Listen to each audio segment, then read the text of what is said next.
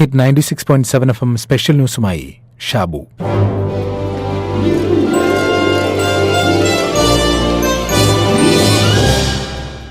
Paulo Coelho എഴുതിയ ഒരു കുഞ്ഞു പുസ്തകമാണ് ദി ആർച്ചർ. ടെറ്റ്സുയ എന്ന അസാമാന്യ വൈദഗ്ധ്യമുള്ള അമ്പെയ്ത്തുകാരനാണ് പ്രധാന കഥാപാത്രം. പ്രൊഫഷണൽ ലൈഫിൽ നിന്നും റിട്ടയർ ചെയ്ത ഇദ്ദേഹത്തിന്റെ അരികിൽ ജീവിതത്തെക്കുറിച്ചും അതിന്റെ അർത്ഥത്തെക്കുറിച്ചും കർമ്മത്തെക്കുറിച്ചുമൊക്കെ ചോദിച്ചറിയാനെത്തുന്ന ഒരു ബാലനിലൂടെയാണ് കഥ വികസിക്കുന്നത്.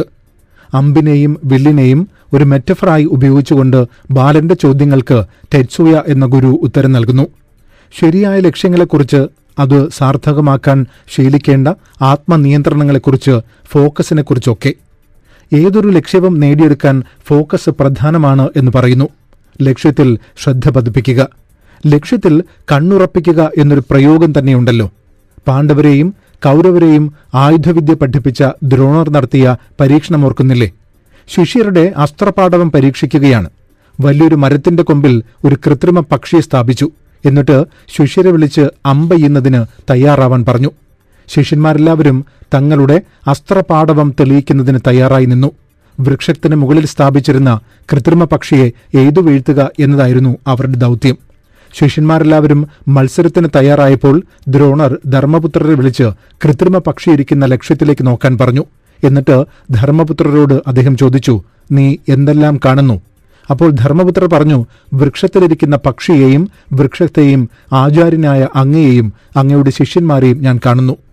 മറ്റുള്ളവർ ഓരോരുത്തരോടും ദ്രോണർ മാറി മാറി ധർമ്മപുത്രരോട് ചോദിച്ച അതേ ചോദ്യം തന്നെ ചോദിച്ചു. അപ്പോൾ അർജുനൻ ഒഴികെ മറ്റുള്ളവരെല്ലാം ധർമ്മപുത്രർ പറഞ്ഞ മറുപടി തന്നെ പറഞ്ഞു. അർജുനോട് ദ്രോണർ ചോദിച്ചു, നീ എന്തെല്ലാം കാണുന്നു? നിന്റെ ചുറ്റും നിൽക്കുന്ന കുമാരന്മാരെ കാണുന്നുണ്ടോ? അപ്പോൾ അർജുനൻ പറഞ്ഞു, ഇല്ല. വീണ്ടും ദ്രോണർ ചോദിച്ചു, നീ വൃക്ഷം കാണുന്നുണ്ടോ? അപ്പോഴും അർജുനൻ പറഞ്ഞു, ഇല്ല. വീണ്ടും ദ്രോണറുടെ ചോദ്യം, വൃക്ഷത്തിലിരിക്കുന്ന പക്ഷിയെ നീ കാണുന്നുണ്ടോ? അപ്പോഴും അർജുനന്റെ ഉത്തരം, ഇല്ല. അങ്ങനെയെങ്കിൽ പിന്നെ നീ എന്ത് കാണുന്നു? അർജുനന്റെ മറുപടി പെട്ടെന്നായിരുന്നു, ഞാൻ പക്ഷിയുടെ കണ്ണു മാത്രം കാണുന്നു. ഉടനെ ദ്രോണർ അർജുനന് അമ്പെയ്യാനുള്ള അനുവാദം നൽകി. ആ നിമിഷം തന്നെ അർജുനന്റെ അമ്പേറ്റ് കൃത്രിമ പക്ഷി നിലംപതിക്കുകയും ചെയ്തു. അർജുനനെ സംബന്ധിച്ചിടത്തോളം തന്റെ ലക്ഷ്യത്തിൽ മാത്രമായിരുന്നു അദ്ദേഹത്തിന്റെ കണ്ണ്. കൃത്രിമ പക്ഷിയെ എയ്തു വീഴ്ത്താൻ അദ്ദേഹത്തിനോട് ആവശ്യപ്പെട്ടപ്പോൾ അദ്ദേഹം കണ്ടത് ആ പക്ഷിയുടെ കണ്ണ് മാത്രമായിരുന്നു. മറ്റൊന്നും കണ്ടില്ല, മറ്റൊന്നിലും ശ്രദ്ധിച്ചില്ല. തന്മൂലം അനുവാദം കിട്ടിയ നിമിഷം തന്നെ കൃത്രിമ പക്ഷിയെ എയ്തു വീഴ്ത്താൻ അർജുനന് സാധിച്ചു. പരീക്ഷാപേടിയെപ്പറ്റിയുള്ള തുടർഭാഗങ്ങളിൽ ഇന്ന് ഏകാഗ്രതയെക്കുറിച്ചാണ് ആദ്യം പറയുന്നത്.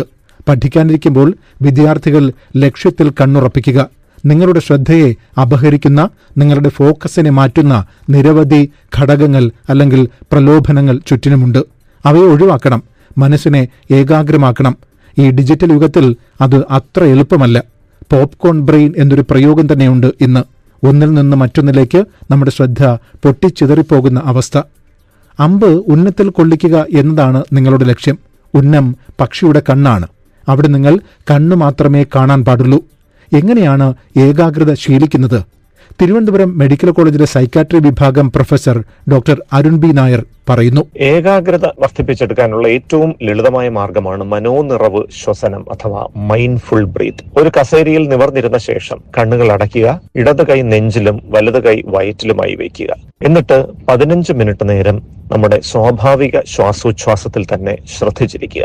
ശക്തമായി ശ്വാസം അകത്തോട്ട് വലിക്കുകയോ പുറത്തോട്ട് വിടുകയോ ചെയ്യേണ്ടതില്ല. സാധാരണഗതിയിലുള്ള ശ്വാസോച്ഛ്വാസം, അതിലേക്ക് പൂർണ്ണ ശ്രദ്ധ കൊടുക്കുക.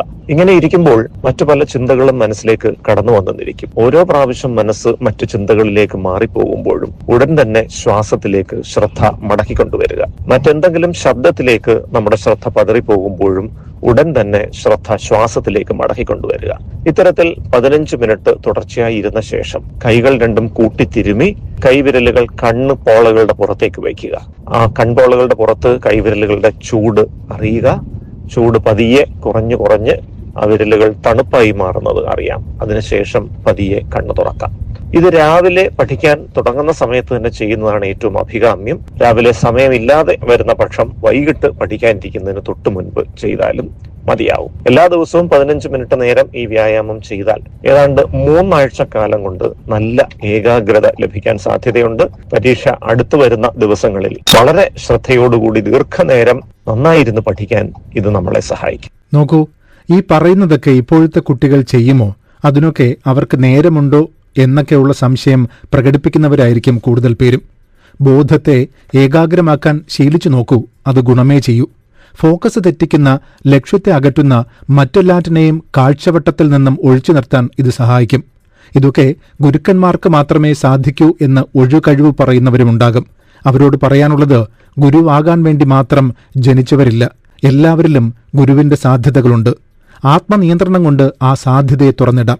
അതുകൊണ്ട് പരീക്ഷയ്ക്ക് തയ്യാറെടുക്കുന്ന കുട്ടികളോട് പറയാനുള്ളത്, ലക്ഷ്യത്തിൽ കണ്ണുറപ്പിക്കുക.